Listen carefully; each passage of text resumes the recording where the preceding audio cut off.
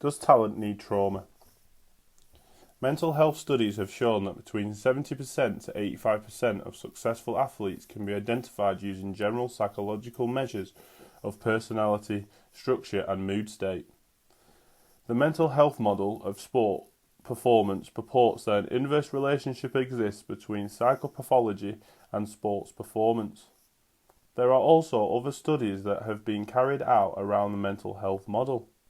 For example, Morgan psychologically evaluated 16 candidates for the 1974 United States heavyweight rowing team, correctly predicting 10 of the 16 finalists. Whilst these results appear to be impressive, they should not ultimately be used for team selection. Personality testing is far from perfect. Only 10 of 16 were correctly predicted, and athletes might be unfairly selected or cut from the team. This type of personality data, however, is useful for discovering the kinds of psychological traits and states associated with successful athletes. And once these psychological factors are understood, athletes can work with sports psychologists and coaches to develop psychological skills for improving performance. For example, psychological skills training can help athletes more effectively cope with anger and anxiety. There are studies that show that athletes that have had trauma during the development years of their career are more likely to succeed and reach their full potential. This is compared to athletes that had a smooth path through the development years of their career, and then when they are at the elite level, they suffer an injury or different type of trauma. These athletes tend to struggle psychologically because they have not had to develop the mental toughness to deal with such trauma. Trauma can be immediately negative but ultimately positive impacts negotiated through skills that were brought to rather than generated by these experiences. It can also be argued that the kinds of mental strategies that an athlete uses for competition reflects their personalities.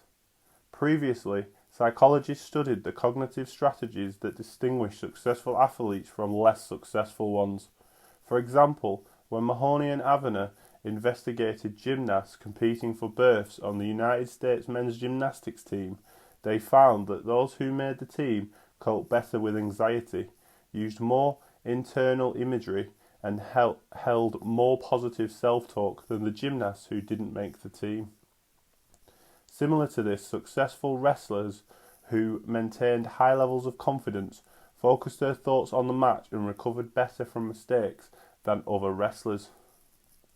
A more recent example of an athlete using a mental strategy to deal with a trauma would be Anthony Joshua. When he lost his World Championship title to Andy Ruiz Jr., the world was shocked because it was seen that there was no way a fighter of Joshua's ability and build could lose to a fighter that no one had really heard of and appeared to be massively out of shape. After the fight, Joshua spoke about the changes to his camp leading up to the fight and how he didn't feel mentally prepared. For the rematch, Joshua decided to go back to what he knew and started preparing the original way he did for the previous fights he had won. This is a perfect example of an athlete going back to their roots in order to find themselves and develop through grit and desire to be the best.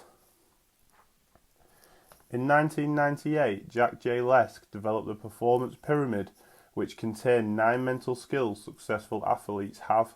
He stated that although each of the 9 skills are important, their primary importance will occur during one of 3 phases: long-term development, immediate preparation for performance, and during performance itself.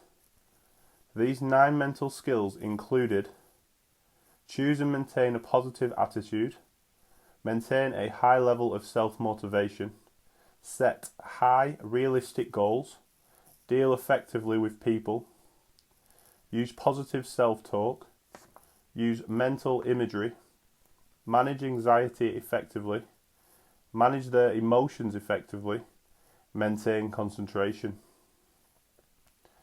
These 9 specific mental skills all contribute to success in sports. They are all learned and can be improved with instruction and practice and will often be found in the more successful athletes such as Anthony Joshua. However, you don't have to be a professional athlete or an Olympic champion to be a successful athlete, nor do you have to have a room full of trophies, win a championship, or make the front page of the sports section. Successful athletes can include anyone from an 11-year-old figure skater who has not yet won a competition, a high school golfer with a 0 handicap, a middle-aged runner whose goal is to complete her first marathon, a weightlifter who holds several world records, and an Olympic medalist. What these athletes have in common is that their sport is important to them, and they're committed to be the best that they can be within the scope of their limitations such as other life commitments, finances, time, and their natural ability. They set high, realistic goals for themselves and train and play hard. They are successful because they have a high level of grit and are determined to pursue their goals and enjoy their sport. This can be tied into what is known as PCDEs. PCDE stands for Psychological Characteristics of Developing Excellence. Athletes that show PCDEs often have an employment of skills to optimize their own development and can adapt to setbacks such as injuries in order to aid recovery and get back to competing again. They are also strong in negotiating their way through key transitions in their development, such as moving up age levels in academies and progression into the elite level. These athletes also acquire different skills that are needed for the different stages in their development and continually display a willingness to learn. This is also known as a growth mindset. People with a growth mindset work hard to develop their abilities, whereas someone with a fixed mindset may believe their qualities are set in stone and have an urgency to improve themselves over and over. So, does talent need trauma?